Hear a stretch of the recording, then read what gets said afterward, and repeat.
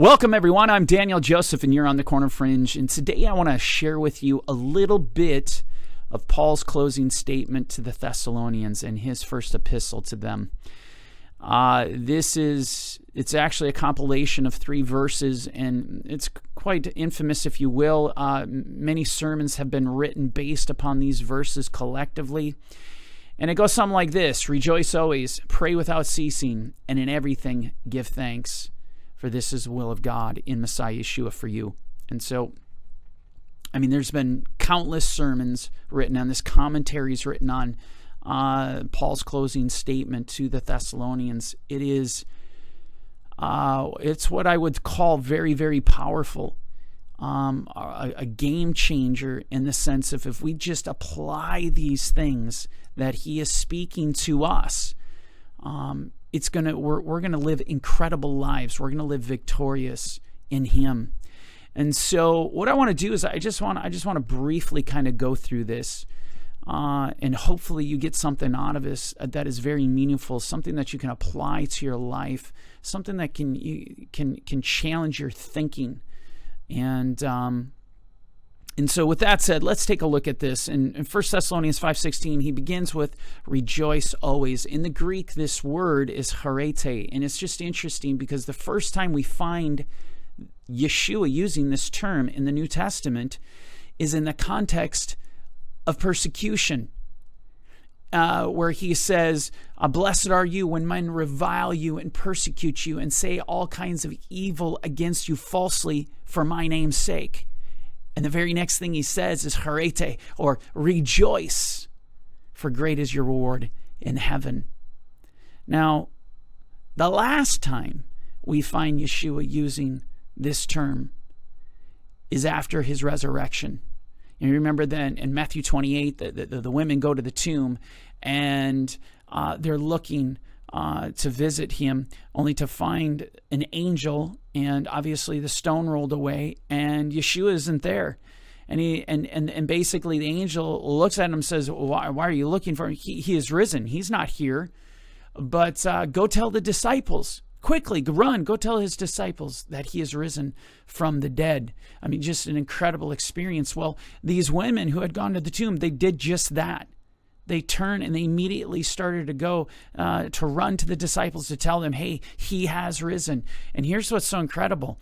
Yeshua meets them on the way, and the word he says to them, it's just one word, it's charete. It is that word, rejoice. Rejoice. And you think about the meaning of that and the way Yeshua uses this term upon his resurrection. That carries a lot of weight for me when we were paying attention that we have, even in the context of persecution, we have so much to rejoice over.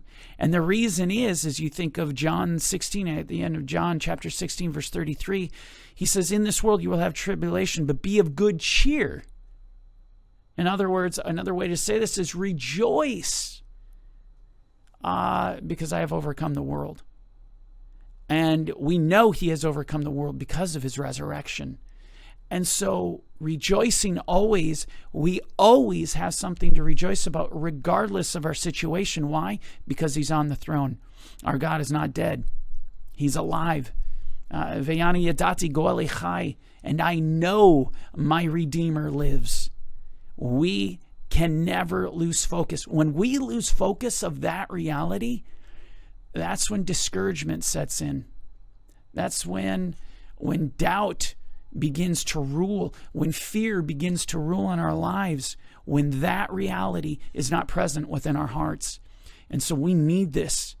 We have cause to rejoice. And his closing statement of the Thessalonians, it's at least in my opinion, it's probably one of his most powerful closings out of the entire New Testament.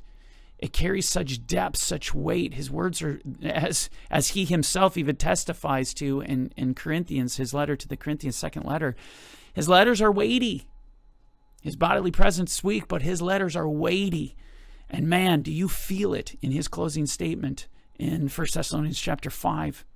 Well, Paul goes on to say, rejoice always. Then he says, pray without ceasing. Remember Yeshua's words. It says to Peter, pray lest you enter into temptation. In other words, and I've said this many times, the moment we stop meditating, the moment we stop speaking to the Lord, that we stop praising Him, that gives the adversary an opportunity to work in our lives. That gives an adversary an opportunity to come in and take our attention, to take our heart to a different place. And so we're always to be meditating and pray. We are to pray without ceasing. We're to pray and not lose heart. We're to pray lest we enter into temptation. And so prayer is to be the most fundamental principle that we live by. It should be the thing that we are the most accustomed to. And yet, how is it today? It's the thing that we embraced the least. How is that? How is that possible? This shows, you can measure a man's life. You can measure a man's faith. You can measure a man's relationship by his prayer life. Absolutely, fundamentally can do this. And I love what Ravenhill says. A praying man stops sinning, but a sinning man stops praying. There's so much truth to that. And so Paul says, rejoice always, pray without ceasing. And then I love this, what he says next. He says, in everything give thanks. And this is kind of a mirror, if you will, to that of rejoicing always. But he says, in everything give thanks, for this is the will of God in Messiah Yeshua for you. This is the will. God's will for our life is that we are constantly have His praise on our mouth, that we're constantly giving Him thanksgiving. And I want to share something with you that is so powerful. What Paul is instructing here, yes, it is absolutely about worship, but he's giving us power. Paul is equipping the saints to be literally armed to the teeth with total power, to be in a state that they can actually have victory, that they're going to conquer in the trials and the tribulations. And what do I mean by that statement, especially in the context of what we just read, in everything give thanks? Well, what we know is that when you go back to 2 Chronicles chapter 20, the Ammonites, the Moabites, are coming up against Jehoshaphat, and they're coming in, they're pressing in, and there's no way he's going to win this war on his own. He is terrified.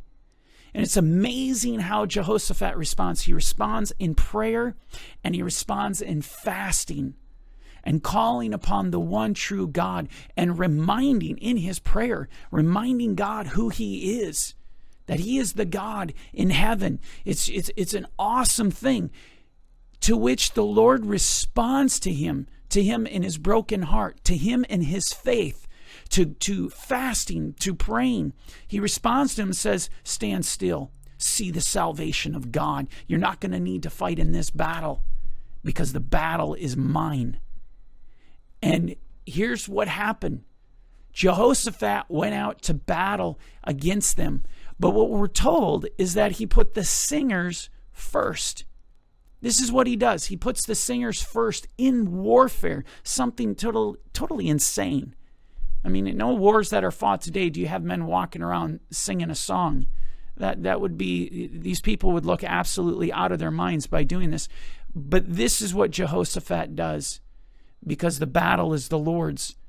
And so he puts these singers first. And I want to share the actual passage with you, or just a part of it. And this is what we read. And when he had consulted with the people, he appointed those who should sing to the Lord and who should praise the beauty of holiness. As they went out before the army, were saying, praise the Lord, for His mercy endures forever. In the Hebrew, it is Hodu le'Adonai ki le'olam chasdo. And Hodu, it literally is give thanks. That would actually be a better rendering, a more hyperliteral rendering in the English would be, give thanks to the Lord, for His mercy endures forever. Here they went up against the adversary. They're going up against the adversaries that are out for blood. They're out to kill them, to destroy them. And how Israel destroys their adversary is by opening their mouth and praising the Lord. opening their lips and saying, Hodu le'Adonai ki le'olam chasdo. Give thanks to the Lord, for his mercy endures forever. This is, we want to walk in power. We want to destroy our adversaries. This is what we should have on our lips. And so as you look at what Paul is saying, and there's more to what he says, you can read the rest for yourself in 1 Thessalonians chapter 5, his closing statement. Paul is equipping us for war. He's equipping us to win. He's given us the tools necessary how to win this war. And so we just need to apply these things. You know, what is the opposite of rejoicing over you? What is the opposite of giving praise, of giving thanks to the Lord? The opposite is complaining, speaking death out of our mouths. And if you go back to the book of Numbers, you can find out how that worked for Israel. They actually fell in destruction. They were destroyed. Their corpses rotted in the wilderness because they kept complaining. You know, life and death is in the power of the tongue. We need to be very, very careful that in all things we are to give thanks. Bless you. Have a great week.